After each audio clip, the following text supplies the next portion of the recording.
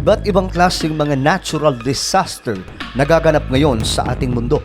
Kagaya na lamang po mga sangkay ng mga pagkasunog sa kabundukan, pagkasunog ng mga kagubatan, nakusa po itong nagaganap ngayon sa iba't ibang panig ng ating mundo, maging dito sa Pilipinas. This is me, Sangkay Janjan. Huwag niyo pong kalilimutan na i-subscribe ang ating channel, i-click ang bell at i-click ang all para sa mas marami pang video.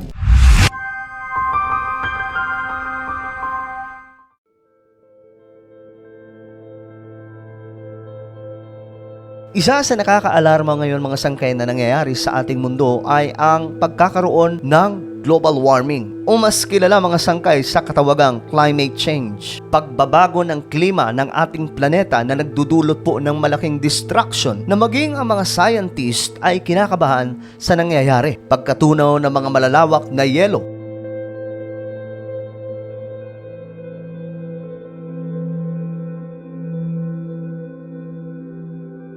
pagkatuyo ng mga ilog,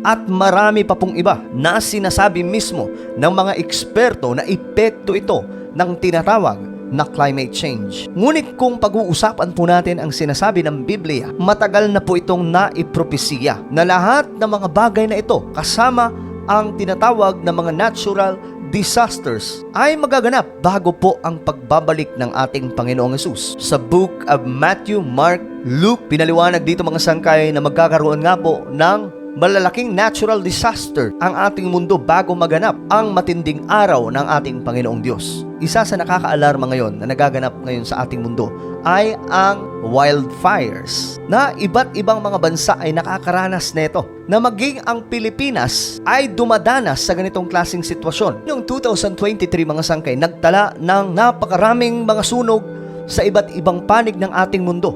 Mga sunog po mga sangkay na nagaganap sa mga kagubatan mismo. At isa po sa halimbawa dito ay ang naganap po nakatakot-takot na wildfires doon po mismo sa Hawaii, na halos buong isla mga sangkay ay nagkaroon ng malawakang sunog at nagtala po ng malaking casualties.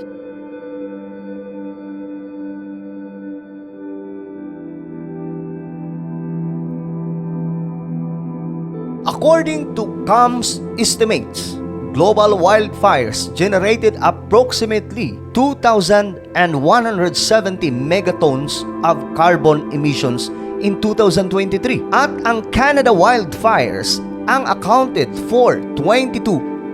Ayon po sa report mga sangkay, ang Canada ay nakaranas ng extreme high level ng wildfire activity noong 2023. Nagsimula po noong Mayo sa kakaunting sunog sa mga kabundukan o kagubatan when a number of large wildfires developed in Alberta. At nasundan po natin ito mga sangkay sa ating mga vlog hanggang sa lumawak na po ito ng lumawak na ayon nga po sa report, maging ang bansang Amerika ay naging tila pula ang kalangitan dahil nga po sa nangyayaring sunog na ilang buwan nang nangyayari doon sa Canada.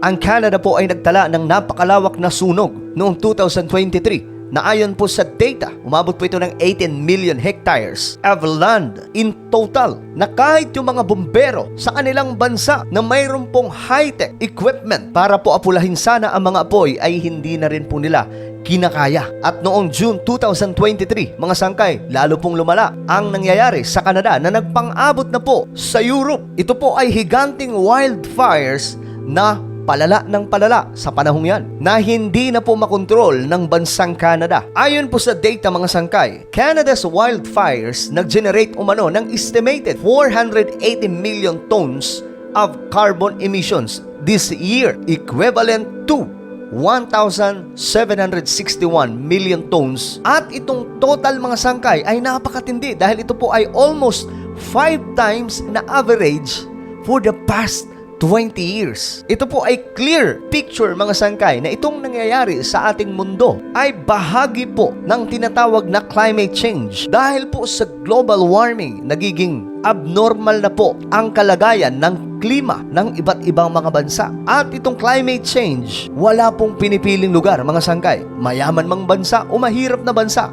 tinatamaan po na ito. Sa kontinente naman ng Europe, mga sangkay, isa sa tinamaan ay ang Greece. Ang wildfire doon po sa Greece ay nag-develop noong July 17. At ito daw po ang pinaka-worst na naranasan nila. At ganito po kalawak ang naitala doon sa Greece na nadali nitong wildfires sa kanilang forest. Ang Greece wildfires ay nagresulta ng malawak na pinsala na umabot po sa 175,000 hectares.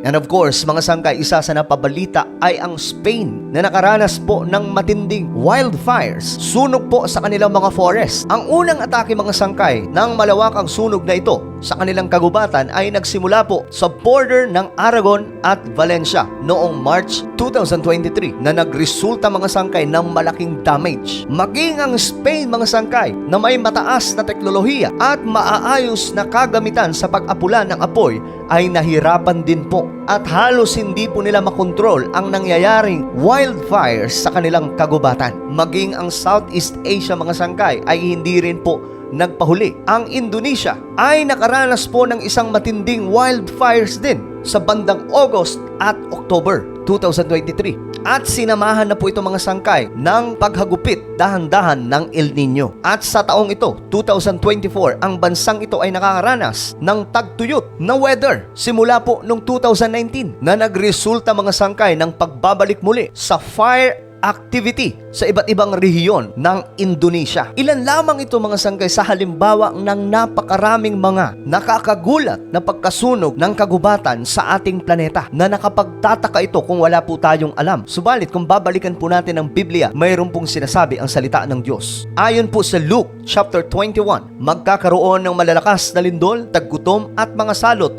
sa iba't ibang dako. May lilitaw na mga kakaibang bagay at mga kakilakilabot na kababalaghan buhat sa langit. Sa verse na ito mga sangkay, nabanggit dito ang natural disaster na magaganap bago ang pagbabalik ng ating Panginoon. Kaya naman tayong mga Kristiyano mga sangkay, alam po natin na itong mga nagaganap sa ating mundo ay bahagi po ng nakasulat sa propesiya na kaya nangyayari ito sa ating planeta. May mahalaga po kasing mensahe dito ang ating Panginoon sa lahat ng mga mananampalataya na maging seryoso sa paglilingkod sa Kanya sapagkat ang araw ng ating Panginoon ay nalalapit na. At bago mangyari yan mga sangkay, magaganap muna ang mga kahalintulad na ito na nagdudulot ng kaguluhan sa ating mundo. Maging dito sa Pilipinas ay hindi rin po nakatakas sa ganitong klaseng sitwasyon na nakakagulat sa taong ito. Naganap ang napakaraming sunog sa kagubatan na nagtala ng 60 wildfires dito lamang sa Pilipinas. Na ayon po sa data, ang Abra ay nagkaroon ng 6, Baguio City mayroon pong 6, Mount Province nagkaroon po ng 22 na mga sunog sa kagubatan. At ang Benguet ang may pinakamataas na umabot po sa 32 na bilang ng mga sunog sa iba't ibang kabundukan o kagubatan. Ito po ay totoong nagaganap sa ating mundo ngayon. Kaya paalala lamang po sa lahat ng mga Kristiyano, hindi po ito normal na nagaganap sa ating mundo. Ito po ay naisulat sa Biblia. Kaya wala na pong panahon mga sangkay para umatras sa paglilingkod sa Panginoon. Seryosohin po natin ang ating relasyon sa ating Panginoon habang naghihintay tayo sa pagbabalik ng ating Panginoong Hesus.